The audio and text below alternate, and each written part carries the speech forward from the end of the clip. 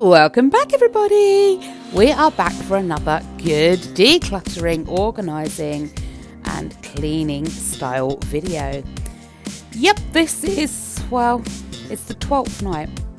Actually, to be fair, it's the 13th night. The decoration's supposed to come down on the 5th of January. On the 5th of January, I was supposed to be going to see my sister. Unfortunately, that nice little weather warning we got across the entire of the UK kind of freaked us out. We were like, it's not probably safe to go that far. And we stayed at home instead. Turned out we probably would have been fine going all that way, but we erred on the side of caution. So Sunday, I literally spent the day in shutdown mode because we had the plan to go down there. The change in plans upskittled me and I was unable to do anything for the rest of that day. So instead, I'm taking the decorations down on the 6th of January. Oh, dear me. These things do come to try us. Now, to give you some idea of how long this whole process took, this is the 6th of January. You're not watching me do this on the 6th of January. I was doing this on the 6th of January. And I finally finished the whole project yesterday on the 12th of January. 13th of January. I apologise. Math is not my strong suit. Apparently neither is speaking. So I started on the 6th, I finished on the 13th. That's 7 days. 6 would be 12. Yeah, 7 days it took me to do one room. That's phenomenal. And I had a little bit of help. But yeah, 7 days to clean this room, organise it and everything. Bad, isn't it? Normally I could do one room in maybe a day, possibly two, because normally what happens is I'll pull everything out, start going through it, I'll run out of time on day one and I'll have to finish up on day two. So normally it's a 2-day process. It's taken me over a week now. It is insanely bad. I do think, though, that you're going to be pleasantly surprised by the results of this room. I most certainly am. When I finished it yesterday, we had the little electronic candles going and had my little lamp on and the big light was out and we just sat in the room and it felt so comfortable and so cosy. For the first time in such a long time, I almost felt like my brain sighed and was like, oh, we can relax now. So clearly, the amount of chaos and clutter that has been surrounding me has had a knock-on effect mentally. I didn't think it had, to be fair. I thought it's just normal life, this is how we live. There's just chaos and clutter and stuff everywhere. But actually, knowing it's clean, tidy and organised really has started to make a difference mentally. I woke up the last few weeks since this whole decline mentally started for me, I have been having the most horrendous dreams. Like there's a lot of destruction and chaos and bad things happening. Last night when I went to bed, I had a dream. And it was such a nice, relaxing, calming dream. There was a little bit in there that was still a bit, I don't like this.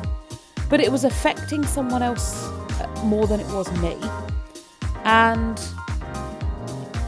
after that little initial, I actually got to the point where in my dream I was very, very happy and I was watching the stars and things like that and I was talking to people in my dream and I felt free. So I think it's starting to turn a corner. There's still a long way to go by anyone's, yardstick, measuring device, whatever you want to say. I think there's still a long way to go, but I'm turning the corner. However, I went shopping with Dell yesterday. We had to do the food shop. It has to happen. And oh my lord, I started panicking in Asda. I felt like I was walking on like cooked spaghetti. My legs felt like cooked spaghetti. By the time we got to Iceland to do like the meal shop and that sort of thing, I had to hold on to the trolley, the freezers and things like that just to be able to stand up. I at some points couldn't let go of Dell's arm. I was in a sorry state. It wasn't great. I did come home and spend a little while recovering from that. Like I say, I did do the last little bits of this clean yesterday as well, but it took it out of me. So yeah, I am turning a corner, but then it just reminds me there's still days like that I'm going to have to get through and put up with. I think I'm almost certain it's an anxiety disorder I have. But taking this time off of work and being able to, listen to what's going on in my own body, helping really well, and having this mess and chaos and clutter just tidied away and organised, also really helping. And weirdly, I mean, we've got this cupboard in this corner, as you can see, and we've got the cupboard under the stairs, and we've got lots of little cupboards and drawers. Knowing those are clean, tidy and organised actually is also making me feel better than when they're not clean, tidy and organised, which is an odd thing, I think, because they're behind closed doors. You can't see the mess, but you know it's there.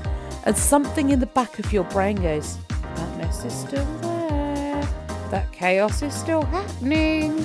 You can't see me, but you're going to be able to hear me. And honestly, yeah, I think it's really helping. That's another thing as well while we're talking about things. I say everybody, I'm using broad strokes here. Everybody gets a bit anxious around Christmas. Everyone gets a bit overwhelmed. It gets a bit chaotic. It gets a bit depressing for a lot of people. It's very mentally challenging, it's Christmas.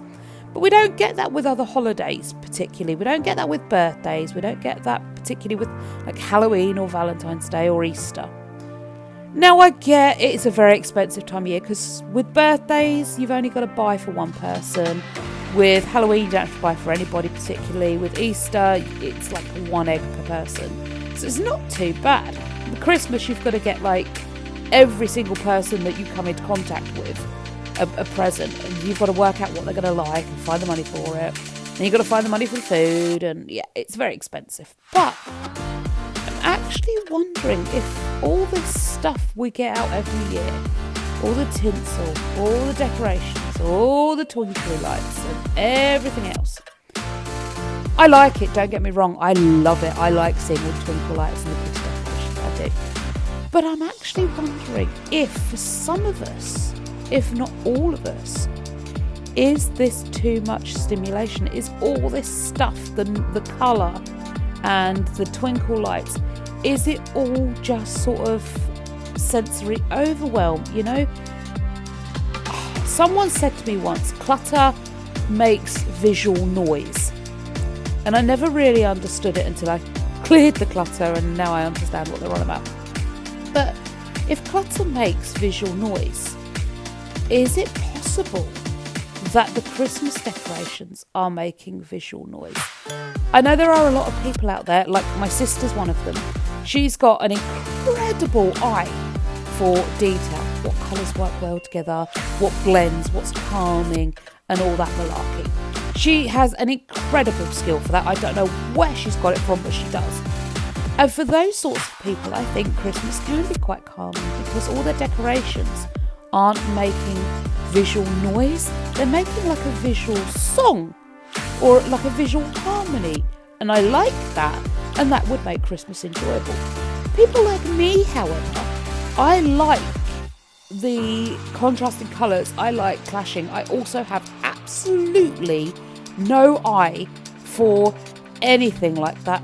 If it's going to be harmonious and pretty and work well in the space, my brain can't visualise it, conceptualise it or see it. It has no idea. So my Christmas decorations are a mismatch of utter utter chaos. It's like, ooh, I've got a little bit of twinkly tinsel. Yeah, I need that. And I haven't got any twinkly tinsel round each of my door handles, so I'm going to put some there. You know, I just throw up the Christmas decorations without any regard for anything. And I think that's what's causing some of my problem. I mean, it's not causing all of my problem. I was broke before Christmas. But I think it's not helping. There's so much visual clutter going on and so much visual noise that my brain doesn't have a chance to rest. Now, this is very pretty. I like this. This was amazingly done. I may have had slight eye for that. Oh, actually, though, Del set up the village. I just threw the tinsel. See, I threw on the tinsel, threw on the twinkle lights. Ta-da! So, yeah, I do think maybe that's something I need to look into next year when I'm doing my Christmas decorations. I shall have to get my sister a hotel room for the weekend, get her down here, and she can decorate my house at Christmas. I am planning at some point soon to have a nice big shopping spree and get all the paints and decorating stuff for this room and get it all looking beautiful, cohesive, calm and cosy. I kind of have a colour scheme worked out ish. I keep switching back between like a terracotta type colour and a cream, or like a purple and cream. I really am not sure. This box, I know it's a subject change, complete whoopah, but I finished with that last subject, so let's move on to this one. I brought this box, and obviously it had that hole in it. I didn't realise when I got it, but bit of glue and it will fix it. I opened the lid of the glue and it went straight over my trousers. I had to hold my trousers away from my leg while Del got the cloth and wiped that glue off. Thankfully, this isn't super glue. I don't think I should be trusted with super glue. So thankfully, it didn't do any damage. It didn't stick my trousers to my leg or anything like that. But it did leave like a little mark on my trousers, which as soon as I put it through the wash, came off. Not a problem. Yeah, Del had to run in and rescue me because I dared let go of it. Because if I had let go of it, obviously glue is designed to stick things to other things. So if I'd have let go of my trousers and my jeans, then they probably would have stuck to my leg. It would have come off a bit of water. I mean, it's kind of water-based anyway, so like a little bit of water, something like that. It would have come straight off. I was like, oh no, panic, help me. So he had to come running in and grab a cloth out of the cupboard and sort out the mess I'd made. It literally went everywhere. I got it all over my fingers. It was a nightmare. But the box is now fixed, which means I can put my Halloween decorations away. I got the Christmas decorations out and I went straight from Halloween to Christmas because obviously... No, I didn't, did I? You fool. Halloween is the end of October. My Christmas decorations went up on the beginning of December. Huh. I wonder why I did that. Either way, somehow my Halloween decorations ended up in the empty Christmas decoration boxes. So when I came to put the Christmas decorations away, I had no boxes to put my Christmas decorations away. And I couldn't figure out why. And then I remembered I put the Halloween decorations in there.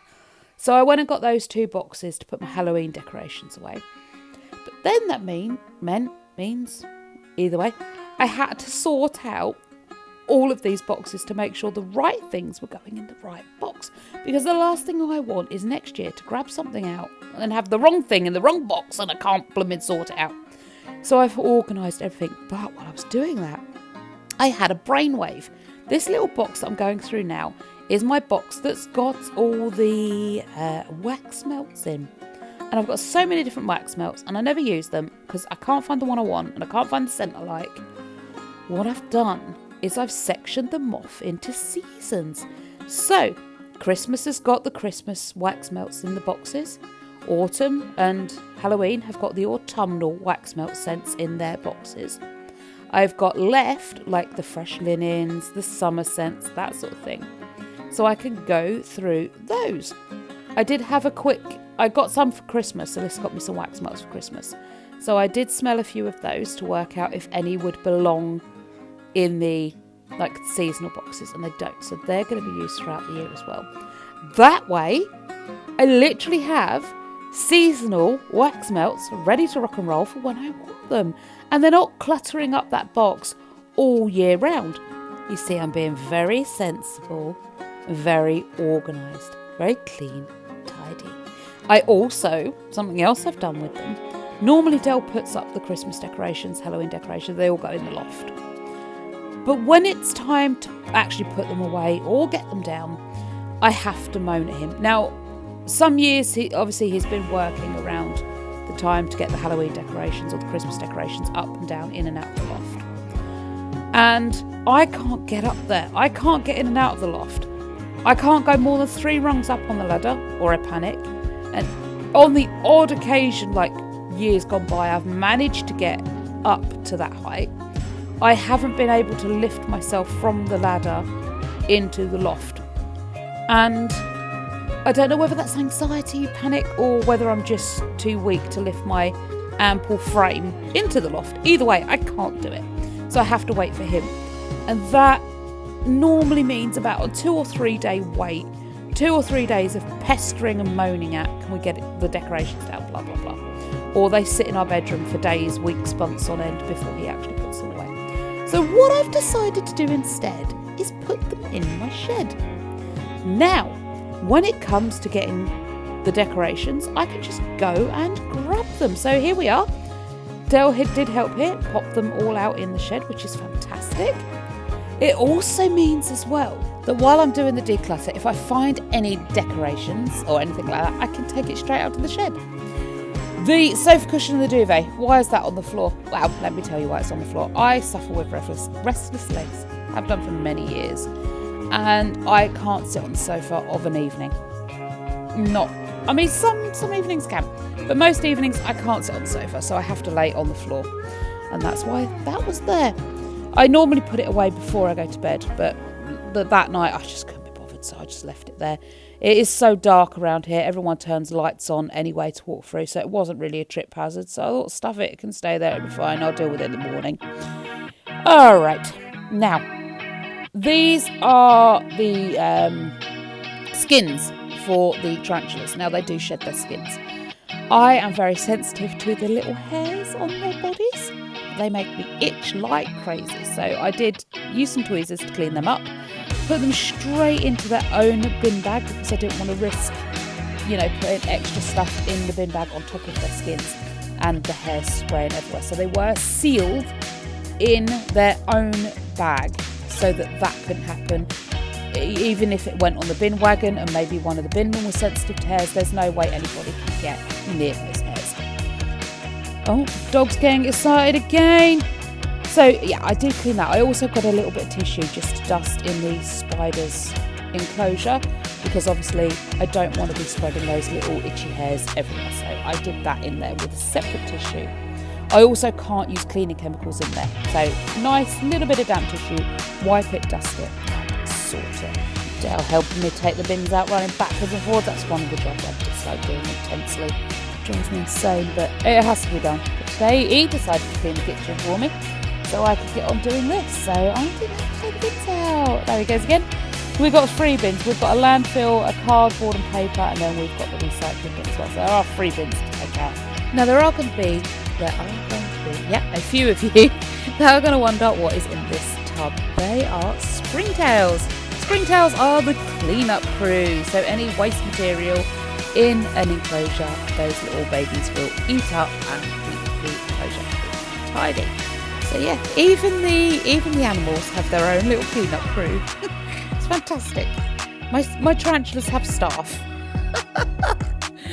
Anyway, this unit, I want another one. It's so handy to have, it really is. And these little box drawers at the bottom. Dell's got one, I've got one. I think mine is empty. Dell's is full of all sorts of bits. I would absolutely love to declutter and organise Dell's stuff. But he won't let me, and I'm not going to do it. I will not be throwing away decluttering and organising other people's stuff. Because what's important to them and what's important to me are 2 different things. So I want to respect the fact that this is their home as well as mine. I have asked them about some things, like Alyssa had a load of teddy bears in the cupboard under the stairs. She has not seen those teddy bears for about a year, and they've just been sitting in the cupboard under the stairs. So I did ask her what she would like me to do with those teddies, and she said that I could donate them. So they will be making their way to a local charity shop and be donated. And it's going to be the same for anything I declutter. Now, if it's ours, then I have just as much right to throw it away as Dell has to keep it. So if it's ours and it's broken, or we've got multiple of that thing, then I will be throwing it away because I'm sick of keeping it. I'm very, very tired of keeping stuff that's broken. So I am being respectful of other people's property while trying to do a massive declutter and clear out. And like I said to Dell, at the end of the day, it's going to be nice if we can buy stuff that has a special, it has a place and it's special to us and it means something to us. Then it needs to have a home. And if our house is full of bits of broken junk and tat that we just don't need, use or want, we're going to have nowhere to put those special memory pieces. So yeah, a declutter is much in order, much in order. Plus, it makes the house look so much tidier, doesn't it? When the drawers aren't crammed full of useless bits of paper that no one needs or wants, and it's so annoying. While we're talking about annoying and things like that, their mess annoys me, and my need to be clean and tidy and organised annoys them. And we've been thinking and talking a lot lately while I've been off work about what's causing these issues. Why are we so different, and why is it so upsetting when things like this happen? And actually, during this week-long clean, there was one day where I had an aha moment. I actually figured some stuff out. So I have now worked out why I get they call it ADHD paralysis. Now, I suspect there's some ADHD in me, there's traits of it, but I don't think I have ADHD. Not anymore. I think, looking into it and having the appointments I've been having, I think it's anxiety more than ADHD. We don't have an official diagnosis either way yet, but either way, stop rambling, get to your point, love. I think that paralysis I get when people at home, where I want to do stuff but I can't make myself do anything, is the anxiety of do you know what? I'm not going to reveal. I'll reveal later when the aha moment kicked in. But I have figured out what is stopping me doing housework and cleaning and tidying while people are home. I won't let you miss the aha moment. I will point it out, so don't worry about that. But I am not going to reveal too much just yet. You're going to have to hang around, watch the video, and see if you can find the aha moment why I don't clean when people are at home. It really was such an eye-opener. I've been puzzling over this for years. Literal years I've been puzzling over it. And now, well, I may have my answer. In fact, I think I have my answer. I might discuss it with my sister later and see what she thinks. But yeah, I've discovered what is wrong.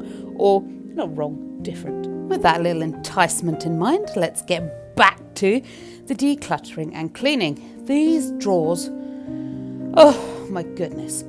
We've got one for envelopes, paper, stationery kind of things. Then this one is supposed to be the birthday drawer. Now the birthday drawer has got banners in it, spare candles in it, and balloons, the drawing pins, and the blue tack, glue dots, all that for putting up balloons, putting up banners, and all things kind of birthday related. Now, because there's not much birthday stuff, this drawer has kind of also become like the DIY drawer, because as you can see, the DIY drawer there is full to bursting. It is stuffed with DIY bits. I can't even get extra bits in them. So yeah, it's kind of spread across into the birthday drawer as well, which drives me mad because it's knocked over the drawing pin box, so they're everywhere. To be fair though, the drawing pin box was just like half a bit of plastic. The drawing pins came in this little cardboard box that had a plastic sort of dome on the front, and the drawing pins were in there. Now, I tore obviously the cardboard off the back so I could get into the drawing pins and left them in the little tray. But because, as I say, everything else has been jammed in here as well, it's knocked it over. But clever little me has repurposed the boxes for the Christmas lights, and I'm going to use them to store the drawing pins in. So now, no matter how much people throw in this drawer or move it around, they aren't going to fall over and spill absolutely everywhere. I also actually have to go around to take the drawing pins out of various doors, ceilings, walls. They get pushed in, and then, because they're too hard to get behind them, or if I trim my nails, I can't get my fingernail down behind them and I can't get them out. So I am going to have to get them out at some point. But yeah, for now, we are going to put them nice and safe. There's also Ben's darts in here. Now, I know some of them are Dell's darts. Alyssa got Dell a dartboard, I think for Father's Day or his birthday a few years ago. And we did play darts for one night. We had a great night. We had some snacks, a few drinks. We played darts. We had a really fun evening. And then after that, the only person that ever used a dartboard was Ben. So we've got all these darts that nobody ever sees or uses. So they will be going back to Ben. The dartboard's gone back to Ben as well. Ben he no longer lives with us. He stayed for a little while and then now he's back with his folks. So he can take all his stuff back with him. Alyssa's still holding on to a lot of his stuff though. He's got this Ben box in her room.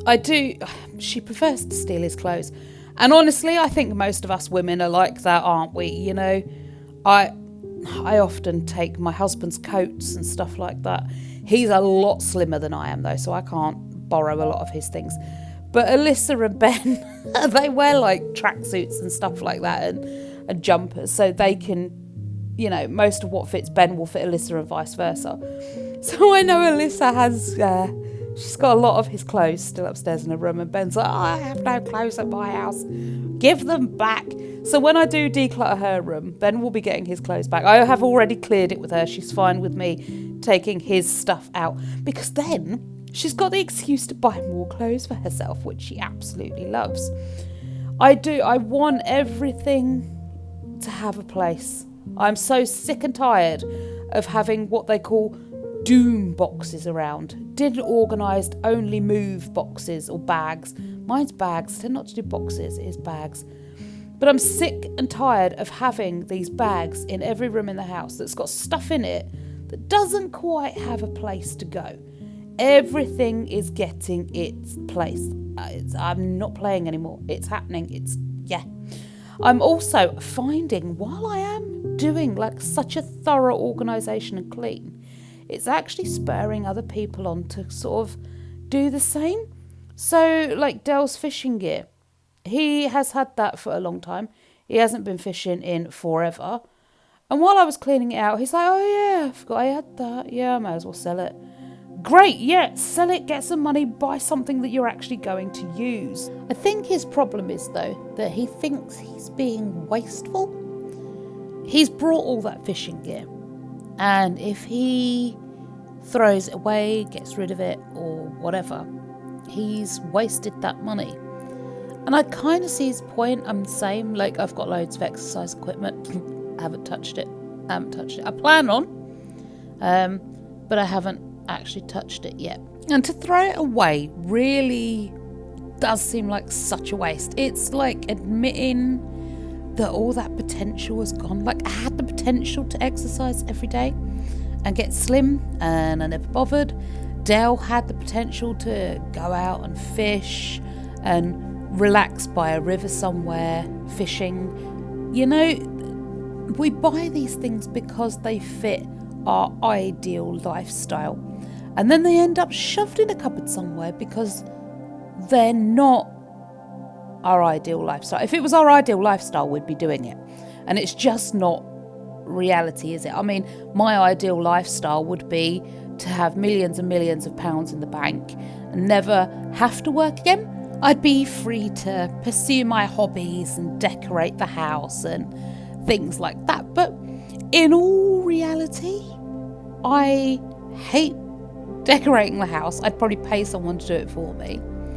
And I don't really have any hobbies. Now, maybe I don't have any hobbies because I have to work and it doesn't give me time to have any hobbies. Or maybe I don't have any hobbies because I don't want a particular hobby. You know, I've not found anything that interests me yet. But even if I had all the money in the world and I didn't have to work again, I could almost guarantee you I probably wouldn't be working out, going to the gym, eating all those wonderfully healthy, yummy, scrubby things that you're supposed to eat. I probably wouldn't be doing that because that's not who I am. And having a clear out, going through all this stuff, throwing away my exercise equipment means that I'm finally admitting to myself that I am who I am.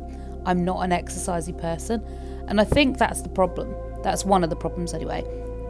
As soon as you pull all this stuff out of the storage, it is just admitting to yourself that you're not the person you want to be. So you hold on to it with the dream that one day you will be. I know if I won the lottery, I would waste my life. Like, at the moment, Dale's between jobs. He's done his course. He passed that. Thank you for everyone that did send in wishes. I did pass them on to him. He did pass his course. He's now a fully qualified forklift driver. But with him currently unemployed between jobs and me off on the sick and barely able to leave the house without melting into some sort of panic attack and mental crisis, we are basically living the life of a lottery winner. And like, you know, as soon as you win the lottery, you're giving up your job, aren't you? You know, most people are. So we're both, aside the worrying about money, we are living like lottery winners at the moment. And up until recently, day after day has just been wasted. I feel it's been wasted. I don't know if he feels the same. But he will just watch YouTube video after YouTube video. And I just do diamond art after diamond art and just don't do anything of any substance. And that's why I believe we hoard. I mean, maybe it's different for other people, but for us, why we hoard and hold on to things, it's reminding us of the person we want to be. But in all reality, we aren't ever going to be. So why don't we just get rid of the stuff that isn't who we are and who we're ever likely to be? Because everyone says, oh, I'd fish more if I had more money and didn't have to work. No, you wouldn't, would you? Because let's face it, Saturdays, Sundays, you get a day off. And if you don't go fishing on your day off, then you're not a fisher person. I get days off. I don't exercise because I'm not an exercisey person. So get rid of the stuff that isn't who you are. Do stuff for who you are now. That's the scary bit because I don't know who I am now.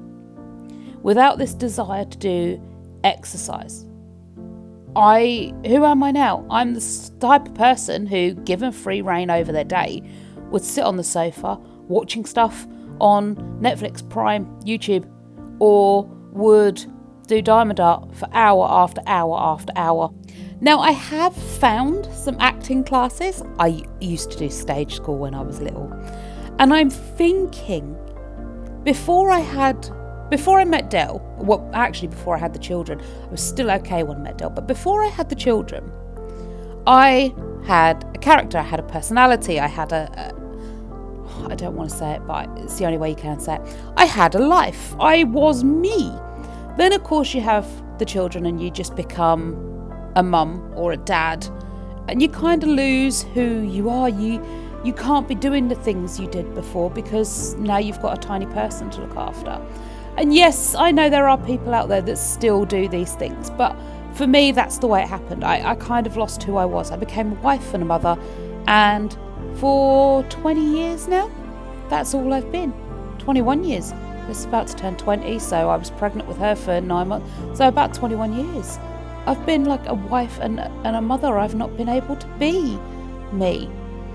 So I'm looking back to before I had the kids, when I was last me. What was the stuff I was doing growing up? And I'm revisiting that because I think, like timeline therapy, they call it, is one of the best things to do at the moment. So when I was younger, I used to do stage school. I used to be I was a budding actress. I loved it. I proper went to stage school. My nan actually paid for me to attend a proper bona fide stage school. And I loved it. I used to be in a choir. I used to perform on stage, not like West End or anything like that. I was little, but I used to perform on stage and I loved it. I've kind of got off a topic. Basically, what I'm saying is we hoard these things. We being me, Del, my kids. I can't talk about the rest of the world. I can only talk about us. We hoard things because of who we want to be. And what we need to be doing is looking at who we are or who we were before we lost our way, before we lost our personalities. Holding on to all this junk that belongs to a future version of ourselves that we might never be is completely pointless. And it's also excruciatingly depressing. Waking up every morning to look at reminders of who you want to be and can't quite become is depressing. You know, I don't like it. I want to focus on who I was before I lost my way.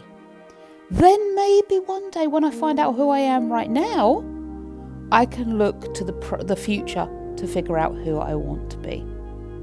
Yeah, and that's not kind of how I pointed out to Del, but I'll probably have a chat to him later. We've actually been really so good lately. I get very, very triggered by certain things, and he does too. We've got a lot of childhood, I don't want to use, the word trauma has been so overused lately, but we have, both of us have. And we've been really good lately, actually, looking at ourselves and the way we're acting and going, hang on a minute, no, that's wrong. I've been upset by something you've done, and I need to explain to you why I'm upset by it and what we need to do to fix it. Like, no, see, I keep wanting to tell you about the epiphany moment, and I'm not telling you about it until it happens. But we have got really, really good at communicating and trying to support each other a hell of a lot more. I mean, Del has been wonderfully supported. He's fantastic. He understands my quirks and foibles, and he knows how to calm me down when I get a bit upset. I, on the other hand, am not so supportive of him. I'm very self-centered. It's fine. I know there might be a fair few comments that are like, you're not self-centered, you're not selfish, blah, blah, blah. I am. I very, very much am. And I don't want to be as much anymore. I think my self-centeredness and my selfishness are a way of me protecting myself. And I don't want to be that way anymore. I don't need to protect myself anymore. I am perfectly safe. And if it turns into a situation where I don't want to be there anymore, then I'm leaving, and that's fine. I have to be okay with that. But yeah, I'm more self-centered and selfish than he is, so I tend not to support him so much, which is something I really, really am working on. It's very hard because, like I said, my selfishness is a self-protective thing. And if I have to be less selfish, that's kind of protecting myself less. See, I may only have been out of work a couple of weeks, but I really, really am doing everything in my power to get myself back to work. I want to be at work. I like earning the big money. Well, it's not massive money, you know. There are people like on a hell of a lot more than me. But I like earning the money. I like coming home with a nice big fat paycheck and being like, yeah, I brought home the bacon. So I really am trying as much as I possibly can to get myself back to work. It's gonna take a while. There's been so many revelations, and honestly, having the time to just process thoughts and talk to people and sort my life out really is so beneficial. I really am getting so much benefit out of this. Yeah, I don't want to be, taking time. I do feel so guilty. I see my colleagues and I know what they're having to go through while I'm not there. But at the end of the day, if I had flu or a broken leg or, I just had an operation or whatever, then I would be off as well. So, yeah, I do need this time and I'm taking it. Just watching this video back while I'm doing the voiceover and we're both staring out the window at something. You know the air source heating that we had installed that caused us no end of grief? sitting folding socks. I'm happy. And all of a sudden, this cloud. Now, Dale says it's steam. To me, it didn't look like steam. Steam, you know what steam looks like. This looked more like dust or smoke. It didn't look good. Now, Dale says it's done it a few times, and it clearly hasn't broken. But I don't know, it shouldn't be doing that, right? We also had a resident. He's not like very local to us, but he's in the next village over, so he's still kind of local. He knocked on the door and he's like, oh, sorry to disturb you. You've had air source heating. I've had mine put in. How are you finding it? Blah, blah, blah. We then spent the next, I want to say 30 minutes, possibly an hour, stood on the doorstep in the freezing cold with this bloke who kept, I mean, bless him, he was so sweet. He's like, I have to get on. And then he continued moaning and griping, and so did we. We were having a whale of a time. He was more than welcome. But we only thought he was stopping for like a minute, because that's all he said. I can't stop for long, or something like that. So we didn't invite him in. Otherwise, we would have invited him in. So we stood on the doorstep for like half an hour, something like that. Absolutely freezing, talking to this bloke. And it was a fantastic conversation. He was more than welcome. He actually gave me the kick up the bottom to start sorting things out, because he tripped over the lights, the Christmas lights that I still hadn't taken down by that point. And we had low hanging lights as well, and that nearly bopped him on the head. So yeah, he sort of gave me the kick I needed to get going. But either way, his system, he actually had to phone a different company to come out, or speak to a different company to work out how to get this system to work properly. His system is completely different to ours, even though he has a 3-bedroom house the same as we do.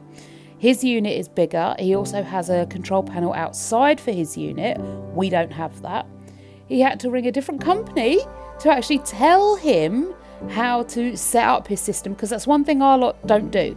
They put the system in and then you're on your own, figure it out.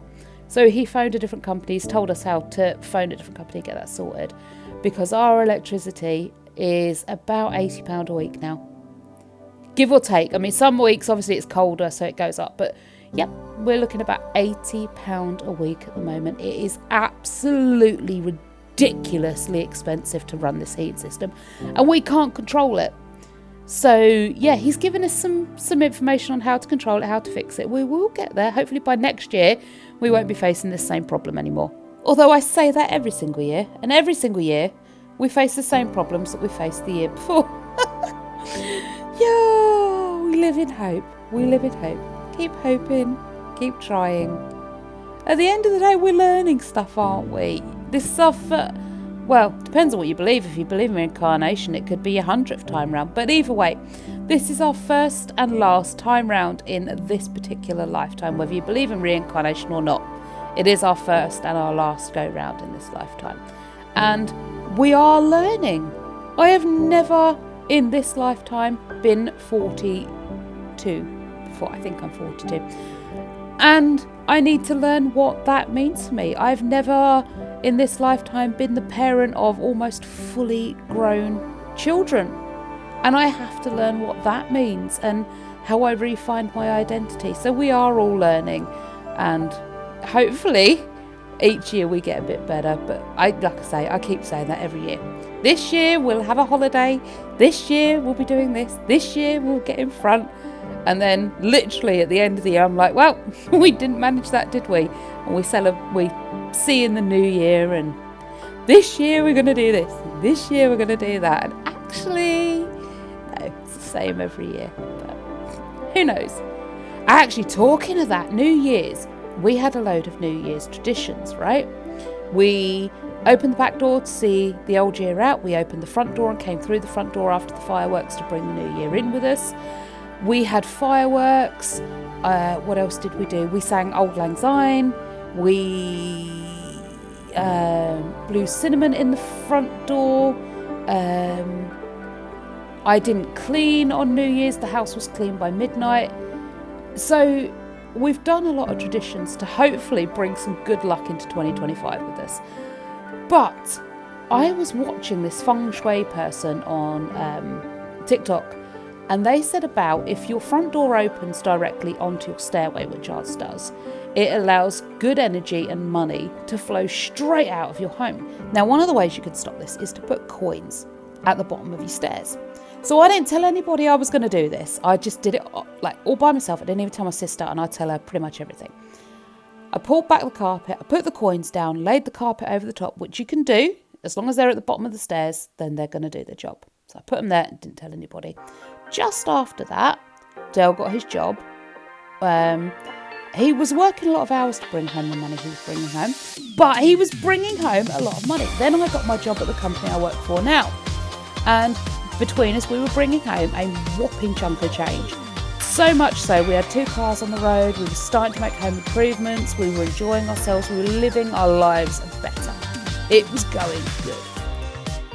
Then the heating company came to install the heating, and everything took a massive downturn. Dale lost his job, my job stopped going so well, I was taking only odd days off sick, but I could feel things were on the decline, things were starting to spiral the wrong way. And New Year's, me and Alyssa blew the cinnamon in the front door like we were supposed to. And I decided that day I was going to tell them about these coins under the carpet. I went to lift the carpet up at the bottom of the stairs, which is where you're supposed to put them, so I knew that's where they should be. And the carpet had been laid back down by the guys who installed the heating. And it had sort of been wedged under the stairs, like fixed in. It was laid different to how it should have been. Our carpet was just laid loose on the floor, it wasn't attached to anything. This had been sort of fixed in. So I pulled it out from under the stairs and I've rolled it back, and the coins aren't there anymore. So make of that what you will. I am going to watch that feng shui bloke again, and I'm going to see what other little hints and tips he can come up with. I've tried making a money corner, that hasn't worked so well. I don't know what I'm doing wrong there, but I need to watch a few more feng shui videos to find out about making a money corner. But yeah, there are loads of little hints and tips. Now, I don't know if you all believe in it. I mean, me personally, like I said, I can't see any other explanation for it. I put the coins there and I don't tell a soul. I'm literally the only person on the planet who knows those coins are underneath my carpet. And things start going well. I'm completely blissfully unaware that those coins have been removed from under the carpet, and things start going to pot the minute they're removed. I'm sorry, there's something in it. You know, I don't know. If you don't believe it, you don't believe it. But for me, there's something in it. So I am going to watch that feng shui bloke. And I am going to see what other stuff he suggests, because at the end of the day, I want 2025 to be our year. I want it to be full of lots of money, home improvements, health and happiness. I want 2025 to be our year, and I'm hoping it's going to be. So let's keep things crossed. I hope for all you guys out there as well that your 2025 is good. I know at the moment there's threats of possible lockdowns again. I've been hearing a lot of that. I don't watch the news. Our TV is not actually connected to TV. It's more like a computer monitor for a computer screen. So it's not connected to like a TV. So I don't watch news. I have no idea what's going on in the world.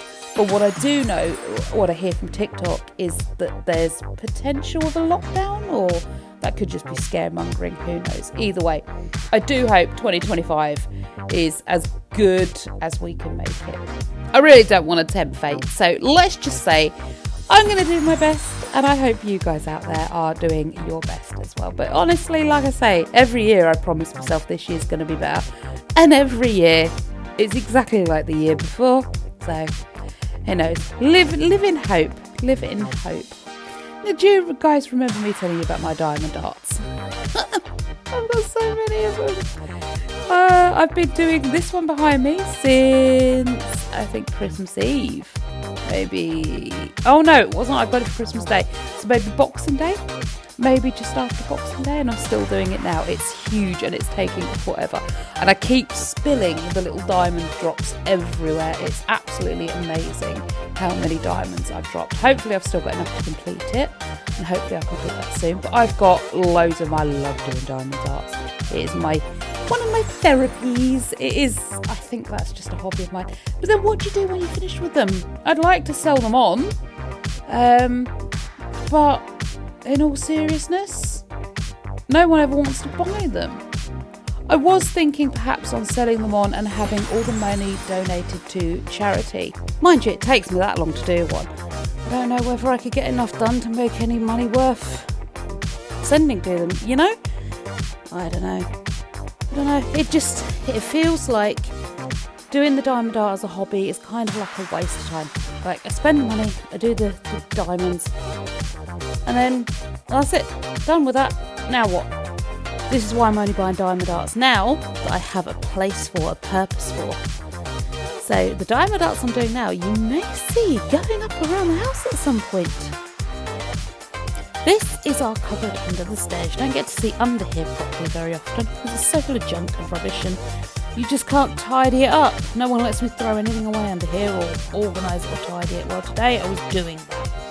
And actually, this cupboard under the stairs is where that little revelation, when I was talking to you about earlier, this is where it happened. It happened in the cupboard under the stairs. And it was a very, very light bulb moment. So Dell's fishing gear, he's going to be getting rid of that, which is great. So that can come out of here. And I did manage to get everything to dust. Now our chest freezer is just underneath the camera. The camera's actually sitting on the chest freezer. It's massive, so you can't get in here properly. But this little shelf here contains a light bulb, and it was literally and metaphorically a light bulb moment. Oh, sorry, camera. I threw a light bulb away. Now, it's been in here that long. The dust is like an inch thick on it. We do not use it. It's a bulb that goes to either an oven or the fridge. It's one of those little tiny bulbs. It's like an appliance bulb. Now, I chucked it away and it triggered something in Dell. He became mean. He said some mean things. He's apologised for them. I've forgiven him. And to be fair, when I've been triggered, I've said some mean things to him too. So, he was triggered and he said some mean things. He wanted to hold on to the light bulb because we might need it. We haven't needed it in 13 years, so I can't see us needing it anytime soon. And even if we do need one, then we can go and get one. The chances of it being the right size to fit the appliance we've got is slim to none. And even if it doesn't fit, the very worst that's going to happen is our food is going to be in the dark. You'll open your fridge door and it will still be dark in the fridge. I mean, you're either having the kitchen light on or it's daytime, so you're going to be able to see in your fridge anyway. And when you cook food in the oven, that light doesn't actually have any benefit to cooking the food.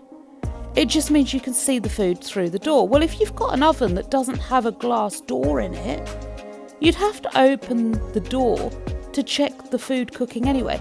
So it's not really like a massive issue if the light bulb goes in these appliances, but it really triggered Dell. We had a massive discussion on like the ethics of it and things like that. We did get sorted, but that is where the revelation came from about us holding on to unnecessary things. Sometimes we just need to get things when we need them and only get what we need. If we're buying more stuff than we need, it's pointless. Only buy what we need, and we've really been trying to be good at that. What with money getting tight and the cost of living crisis, we are trying to get really good at only getting what we need. So I did clear out the cupboard under the stairs. You saw the before mess. It's too hard to clean out and film in there. So I cleared it all out. Well, Dell cleared it all out. He passed it out to me. And now we're going to clean it up while we're in the living room. I am making like 3 bags of stuff. I've got a bin bag of stuff that's broken, disused, and can't be used again. I've got a bag full of stuff to donate or sell or, just to pass on to other people. And I've got a bag of like clothes and things like that are going to go to the clothing bank and that sort of thing. So I do have 3 bags to make sure that it's not unnecessary wastage. I'm not just throwing it all on landfill because I could just dispose of it. It will be passed on to other people that could get benefit from it. So after a week's worth of cleaning, tidying and organising, this is the final result. I can't tell you how calm this room feels now. It is literally like your mind and body just sigh and relax in here. In here is all organised and tidy and ready to go. I know exactly where everything is. The cables are all tidy and organised. The hangers are all tidy and organised. All the drawers, and under here, I'm sure you remember the before picture, but that is now the after picture. The only thing to go back in there is the Hoover, but I'm keeping it out because I'm doing other rooms. And this is with the big light off and just that soft lighting. It's so relaxing. But I'll see you all in the next video. I'm going to enjoy my living room. Bye for now.